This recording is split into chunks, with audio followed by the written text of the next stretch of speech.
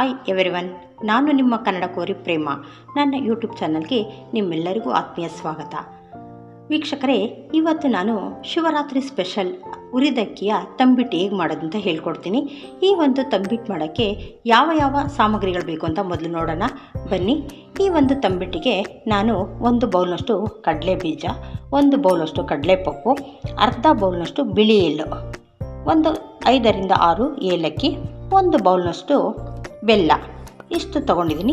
ಇದ್ರ ಜೊತೆಗೆ ಈ ತಂಬಿಟ್ಟು ಮಾಡೋಕ್ಕೆ ಮುಖ್ಯವಾಗಿ ಹಿಟ್ಟು ಬೇಕು, ಅಕ್ಕಿ ಹಿಟ್ಟು. ಈ ಹಿಟ್ಟನ್ನು ಹೇಗೆ ರೆಡಿ ಮಾಡ್ಕೊಂಡಿದ್ದೀನಿ ಅಂದರೆ, ಅಕ್ಕಿಯನ್ನು ಚೆನ್ನಾಗಿ ಉರಿಬೇಕು, ಕೆಂಪುಗೆ ಉರಿಬೇಕು. ನಾನು 3 ಗ್ಲಾಸ್ನಷ್ಟು ಅಕ್ಕಿ, 1 ಗ್ಲಾಸ್ ಹೆಸರು ಕಾಳು, 1 ಗ್ಲಾಸ್ನಷ್ಟು ಉರಿಗಡಲೆ, ಇಷ್ಟು. ಅದರಲ್ಲಿ ಹೆಸರು ಕಾಳು ಅಕ್ಕಿ ಮಾತ್ರ ನಾವು ಉರಿಬೇಕು. ಉರಿಗಡಲೆ ಏನು ಉರಿ ಅಗತ್ಯ ಇಲ್ಲ, ಬರೀ ಆ ಬಿಸಿ ಇರೋ ಬಾಣಲಿಲಿ ಹಾಕಿದ್ರೆ ಸಾಕಾಗುತ್ತೆ. 3 ಮಿಶ್ರಣವನ್ನು ನಾನು ಮಿಲ್ ಮಾಡಿಸಿ ನೋಡಿ ಹಿಟ್ಟು ಮಾಡಿ ಇಟ್ಕೊಂಡಿದ್ದೀನಿ. ಇಷ್ಟು ರೆಡಿ ಆದಮೇಲೆ ನಾವೀಗ ಮೊದಲಿಗೆ ಏನು ಮಾಡಬೇಕಪ್ಪ ಅಂದರೆ, ಇದನ್ನೆಲ್ಲ ಸ್ವಲ್ಪ ಹುರ್ಕೋಬೇಕಾಗುತ್ತೆ. ಕಡಲೆ ಬೀಜನ ಕೆಂಪು ಹುರಿದು ಅದರ ಸಿಪ್ಪೆಯನ್ನು ತೆಗೆದು 2 ಪೀಸಾಗಿ ಮಾಡ್ಕೋಬೇಕು. ಅದೇ ರೀತಿಯಾಗಿ ಕಡಲೆಪಪ್ಪು, ಎಳ್ಳು, ಈ ಮೂರನ್ನು ಒಂದು ಸಾರಿ ಹುರ್ಕೊಳ್ತೀನಿ. ಆಮೇಲಿಂದ ಇದನ್ನು ಹೇಗೆ ಮಿಕ್ಸ್ ಮಾಡೋದು ಅಂತ ತೋರಿಸ್ತೀನಿ. ಬನ್ನಿ, ಒಂದೊಂದೇ ಪದಾರ್ಥಗಳನ್ನ ಹುರಿಯೋಣ. ನೋಡಿ, ಬಾಣಲಿನ ಸ್ಟವ್ ಮೇಲೆ ಇಟ್ಟಿದ್ದೀನಿ. ಬಾಣಲಿ ಬಿಸಿಯಾಗಿದೆ. ಈಗ ನಾನು ತೊಗೊಂಡಿರೋಂಥ 1 ಕಪ್ ಕಡಲೆ ಬೀಜನ ಬಾಣಲಿಯಲ್ಲಿ ಹಾಕ್ಕೊಂಡು, ಇದನ್ನು ತುಂಬ ಫ್ಲೇಮ್ ಜಾಸ್ತಿ ಮಾಡಬೇಡಿ, ಸೀದೋಗುತ್ತೆ. ಇದು ಕರುಮ್ ಅಂತ ಆಗಬೇಕು ಅಂದರೆ ಕಡಿಮೆ ಫ್ಲೇಮ್ ಇಟ್ಕೊಂಡು ನಿಧಾನವಾಗಿ ಹುರಿಬೇಕು. ಆಗ ಕೆಂಪಾಗಿ ಚೆನ್ನಾಗಾಗುತ್ತೆ. ನಿಧಾನವಾಗಿ ಸಣ್ಣ ಫ್ಲೇಮಲ್ಲಿ ಹುರಿತಾ ಬರೋಣ. ಈ ರೀತಿ ಕೈ ಆಡಿಸ್ತಾ ಬನ್ನಿ. ಒಂದು 5 ನಿಮಿಷದಲ್ಲಿ ಆಗುತ್ತೆ. ನೋಡಿ, ಕಡಲೆ ಬೀಜ ಈಗ ಚೆನ್ನಾಗಾಗಿದೆ. ಇದನ್ನು ನಾನು ಒಂದು ಬೌಲಲ್ಲಿ ತಗೊಳ್ತೀನಿ. ಕಡಲೆ ಬೀಜ ಕೆಂಪಾಗಿ ಚೆನ್ನಾಗಾಗಿದೆ. ಇದನ್ನು ಒಂದು ಪ್ಲೇಟಲ್ಲಿ ಹಾಕ್ಕೊಂಡಿದ್ದೀನಿ. ಇದು ಸ್ವಲ್ಪ ತಣ್ಣಗಾಗೋಕ್ಕೆ ಬಿಟ್ಟು ಆಮೇಲೆ ಇದ್ರ ಮೇಲೆ ಸಿಪ್ಪೆ ತೆಗೆದು ಇದನ್ನು ನಾನು ಪಪ್ ಮಾಡ್ಕೊಳ್ತೀನಿ. ಈಗ ನಂತರ ಕಡಲೆಪಪ್ಪನ್ನು ಅದೇ ರೀತಿಯಾಗಿ ಹುರ್ಕೊಳ್ಳೋಣ. ಕಡಲೆಪಪ್ಪು ಸಹ 1 ರೌಂಡ್ ಬಿಸಿ ಮಾಡಿಕೊಂಡು ಇದನ್ನು ಸಹ ತಗೊಳ್ಳೋಣ. ನೋಡಿ, ಕಡಲೆಪಪ್ಪು ಸಹ ಈಗ ಆಗಿದೆ. ಇದನ್ನು ನಾನು ಮಿಕ್ಸಿ ಜಾರ್ ಒಳಗಡೆ ಹಾಕೋತೀನಿ. ಆಮೇಲೆ ಇದೇ ಬಾಣಲಿ ಎಳ್ಳನ್ನು ಹಾಕ್ಕೊಂಡು ಹುರ್ಕೊಳ್ತೀನಿ. ಈಗ ಎಳ್ಳನ್ನು ಅಷ್ಟೇ, ಇದು ಅಷ್ಟೇ, ಒಂದು ಕೆಂಪಾಗಿ ಹುರ್ಕೊಳ್ಳೋಣ. ಇದನ್ನು ಜಾಸ್ತಿ ಹುರಿಯೋದೇನು ಬೇಡ. ನೋಡಿ, ಈಗ ಎಳ್ಳು ಸಹ ಆಗಿದೆ. ಈಗ ನಾವು ಸ್ಟವನ್ನು ಆಫ್ ಮಾಡ್ಕೊಳ್ಳೋಣ. ಆಮೇಲೆ ಈ ಹುರಿದಿಟ್ಕೊಂಡಿರೋಂಥ ಎಲ್ಲ ಪದಾರ್ಥಗಳನ್ನ ಸ್ವಲ್ಪ ಪೌಡರ್ ಮಾಡ್ಕೊಳ್ಳೋಣ. ಯಾವ ರೀತಿ ಪೌಡರ್ ಅಂದರೆ, ಪೂರ್ತಿ ನುಣ್ಣಾಗಿ ಮಾಡಬಾರ್ದು, ಅರ್ಧ ಬರ್ಧ, ಜಸ್ಟ್ 1 ರೌಂಡ್ ಹಾಕ್ಬಿಟ್ಟು ಇದನ್ನೆಲ್ಲ ನಾನು ಪುಡಿ ಮಾಡ್ಕೊತೀನಿ. ನೋಡಿ, ಅವೆಲ್ಲ ಪೌಡ್ರ್ ಮಾಡ್ಕೊಂಡು ಬರೋಷ್ಟರಲ್ಲಿ ನಾವು ಪಾಕ ಮಾಡೋದಕ್ಕೆ ರೆಡಿ ಮಾಡ್ಕೊಳ್ಳೋಣ. ನಾವು ತೊಗೊಂಡಿರೋಂಥ 1 ಬೌಲ್ ಬೆಲ್ಲವನ್ನು ಈ ಪಾತ್ರೆಯಲ್ಲಿ ಹಾಕ್ತೀನಿ. 1 ಬೌಲ್ ಬೆಲ್ಲಕ್ಕೆ 1 ಬೌಲಷ್ಟು ನೀರನ್ನು ಸಹ ಇದರೊಳಗೆ ಸೇರಿಸ್ಕೊಳ್ತಾ ಇದ್ದೀನಿ. ನೋಡಿ, ಇಷ್ಟು 1 ಬೌಲ್ ನೀರು ಸಾಕಾಗುತ್ತೆ. ಈಗ ಈ ಪಾಕನ ಚೆನ್ನಾಗಿ ಬೆಲ್ಲ ಎಲ್ಲ ಕರಗಬೇಕು. 1 ಎಳೆ ಪಾಕ ತೋರಿಸ್ತೀನಿ, ಯಾವ ರೀತಿ ಪಾಕ ಬಂದಾಗ ನಾವು ಸ್ಟವ್ ಆಫ್ ಮಾಡ್ಕೊಳ್ಬೇಕು ಅಂತ. ಈಗ ಪಾಕ ಮಾಡೋದಕ್ಕೆ ಇಡ್ತೀನಿ. ಅಷ್ಟರಲ್ಲಿ ನಾವು ಅದನ್ನೆಲ್ಲ ಪೌಡ್ರ್ ಮಾಡ್ಕೊಳ್ತೀನಿ. ನೋಡಿ, ನಾನು ಹುರಿದಿಟ್ಕೊಂಡಿರೋಂತಹ ಕಡಲೆಪಪ್ಪು, ಕಡಲೆ ಬೀಜ, ಎಳ್ಳು ಪೌಡ್ರ್ ಮಾಡೋದು ಬೇಡ, ಎಳ್ಳು ಹಾಗೆ ಹಾಕಬೇಕು. ಕಡಲೆಪಪ್ಪು ಮತ್ತು ಕಡಲೆ ಬೀಜನ ಅರ್ಧ ಈ ರೀತಿಯಾಗಿ ಪೌಡ್ರ್ ಮಾಡ್ಕೊಂಡಿದ್ದೀನಿ. ಇದೆಲ್ಲ ಮಿಕ್ಸ್ ಮಾಡಿದ್ಮೇಲೆ ಈ ಒಣ ಕೊಬ್ಬರಿ ನಾವೇನು ಉರಿಯೋಂಗಿಲ್ವಲ್ಲ, ಲಾಸ್ಟಲ್ಲಿ ಇದಕ್ಕೆ 1 ಬಟ್ಲಷ್ಟು ಒಣ ಕೊಬ್ಬರಿಯನ್ನು ಸೇರಿಸಿ ಈ ಮಿಶ್ರಣವನ್ನು ಚೆನ್ನಾಗಿ ಮಿಕ್ಸ್ ಮಾಡ್ಕೊಳ್ಳೋಣ. ಮಿಕ್ಸ್ ಮಾಡಿದ್ದಾದಮೇಲೆ ಈ ಅಕ್ಕಿ ಹಿಟ್ಟಿಗೆ ತೊಗೊಂಡಿದ್ದೀನಲ್ಲ, ನಮಗೆ ಎಷ್ಟು ಬೇಕೋ ಅಷ್ಟನ್ನು, ಯಾಕೆಂದರೆ ಎಲ್ಲ ಹಿಟ್ಟಿಗೂ ಒಂದೇ ಸಾರಿ ಏನು ಮಾಡಲ್ಲ, ನಮ್ಗೆ ಯಾವಾಗ ಬೇಕೋ ಫ್ರೆಶ್ಶಾಗಿ ಮಾಡ್ಕೊಳ್ಬೋದು. ಹಾಗಾಗಿ ಈ ಮಿಶ್ರಣವನ್ನು ಸಪ್ರೇಟ್ ಇಟ್ಕೊಂಡಿರಿ.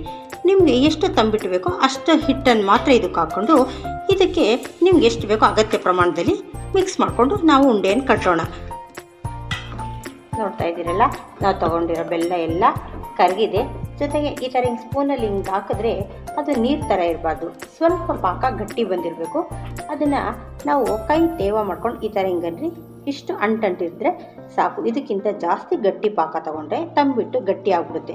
ಇದು ಕರೆಕ್ಟ್ ಹದದಲ್ಲಿ ಬಂದಿದೆ. ಈ ರೀತಿ ನೋಡಿದಾಗ ಗಟ್ಟಿ ಇರಬೇಕು, ಕೈಯಿಂದ ಹಿಂಗೆ ಅಂದಾಗ ಅಂಟು ಥರ ಇರಬೇಕು. ಈಗ ಇದನ್ನು ಸ್ಟವನ್ನು ಆಫ್ ಮಾಡಿಕೊಂಡು ಉಂಡೆಗಳನ್ನ ಕಟ್ಟೋಣ. ನೋಡಿ, ನಾನು 2 ಬೌಲಷ್ಟು ಮಾತ್ರ ಅಕ್ಕಿ ಹಿಟ್ಟು ತೊಗೊಂಡಿದ್ದೀನಿ. ಆ ಅಕ್ಕಿ ಹಿಟ್ಟಿಗೆ ಇದನ್ನು 2 ಸ್ಪೂನಷ್ಟು ಮಿಕ್ಸ್ ಮಾಡ್ಕೊತೀನಿ. ಈ ಕಡಲೆಪಪ್ಪು, ಕಡಲೆ ಬೀಜವನ್ನು ಇಷ್ಟು ಹಾಕ್ಕೊಂಡ್ರೆ ಸಾಕಾಗುತ್ತೆ 1 ಡೇಗೆ. ಮತ್ತು ಇದನ್ನೆಲ್ಲ ಒಳ್ಳೆಯದನ್ನು ಮಿಕ್ಸ್ ಕೊಡೋಣ. ನೋಡ್ತಾ ಇದ್ದೀರಲ್ಲ, ಇದೆಲ್ಲ ಒಂದು ರೌಂಡ್ ಮಿಕ್ಸ್ ಆಗಿದೆ.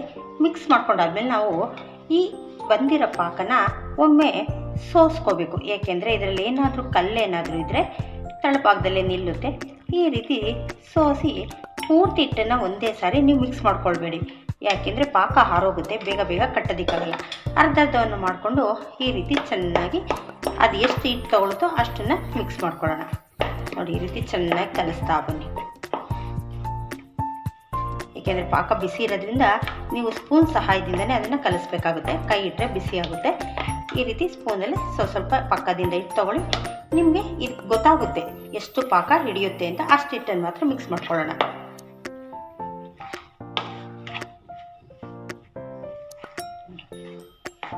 ನೋಡಿ, ನೀವು ಮಿಕ್ಸ್ ಮಾಡಿದ ತಕ್ಷಣ ಕಟ್ಟೋದಕ್ಕೆ ಪ್ರಾರಂಭ ಮಾಡಬೇಡಿ. ಈ ಥರ ಚೆನ್ನಾಗಿ ಮಿದಿಬೇಕು. ಯಾಕೆಂದರೆ ಈ ತಂಬಿಟ್ಟು ತುಂಬ ಸಾಫ್ಟಾಗಿ ಬರಬೇಕು ಅಂದರೆ, ಇಲ್ಲಾಂದ್ರೆ ಹಿಟ್ಟಿಟ್ಟೇ ಇರುತ್ತೆ. ಈ ರೀತಿ ಚೆನ್ನಾಗಿ ನಾವು ಮಿಕ್ಸ್ ಮಾಡಿಕೊಂಡು ಆಮೇಲಿಂದ ನಾವು ಉಂಡೆಗಳನ್ನ ಮಾಡಬೇಕು. ನೋಡಿ, ಹೀಗೆ ಸ್ವಲ್ಪ ಬಿಸಿ ಇದೆ. ಆ ಬಿಸಿ ಇದ್ದಾಗಲೇ ನಾವು ಉಂಡೆಗಳನ್ನ ಮಾಡ್ಕೋಬೇಕು. ಈ ರೀತಿ ಮಿತಿ ನಮ್ಗೆ ಅಗತ್ಯ ಪ್ರಮಾಣದಲ್ಲಿ ನಿಮ್ಗೆ ಎಷ್ಟು ಸೈಜಲ್ಲಿ ಉಂಡೆ ಬೇಕೋ ಅಷ್ಟು ಹಿಟ್ಟನ್ನು ತೊಗೊಂಡು ನೋಡಿ ಈ ರೀತಿ ಮಾಡ್ತಾ ಬನ್ನಿ. ಈಗ ಒಂದೊಂದೇ ಉಂಡೆಗಳನ್ನ ನಾವು ಸ್ವಲ್ಪ ಈಗ ಬಿಸಿ ಕಮ್ಮಿ ಆಗಿರುತ್ತೆ. ಆ ಬಿಸಿ ಇದ್ದಾಗಲೇ ನಾವು ಉಂಡೆಗಳನ್ನ ರೆಡಿ ಮಾಡಿ ಇಟ್ಕೊಂಡ್ಬಿಡ್ಬೇಕು.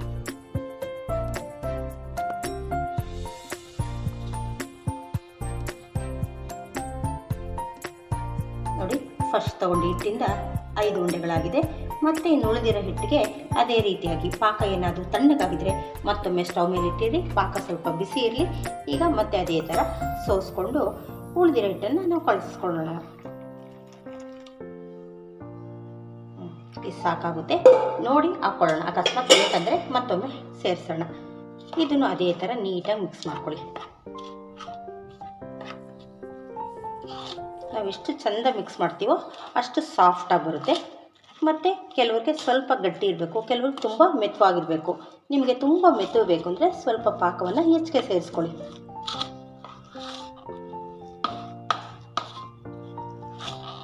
ಈ ರೀತಿ ಎಲ್ಲವೂ ಚೆನ್ನಾಗಿ ಮಿಕ್ಸ್ ಆಗಲಿ.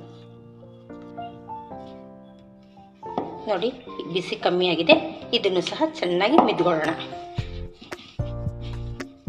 ಈ ಥರ ತಳಭಾಗದಿಂದ ಎಲ್ಲ ಮಿದ್ಕೊಂಡು ಎಲ್ಲವನ್ನು ನೀಟಾಗಿ ಒಂದು ಉಂಡೆ ಮಾಡ್ಕೊಳ್ಳಿ. ಎಲ್ಲ ಚೆನ್ನಾಗಿ ಮಿಕ್ಸ್ ಆದಮೇಲೆ ಈಗ ನಾವು ಮತ್ತೆ ಅದೇ ರೀತಿಯಾಗಿ ಉಂಡೆಗಳನ್ನ ಕಟ್ಟೋಣ. ನಮ್ಗೆ ಎಷ್ಟು ಬೇಕೋ ಅಷ್ಟನ್ನು ತಗೊಂಡು ನೋಡಿ, ಸ್ವಲ್ಪ ಬಿಸಿ ಇದ್ದಾಗಲೇ ನಾವು ಬೇಗ ಬೇಗ ಮಾಡ್ಕೊಂಡು ಬಿಡಬೇಕು.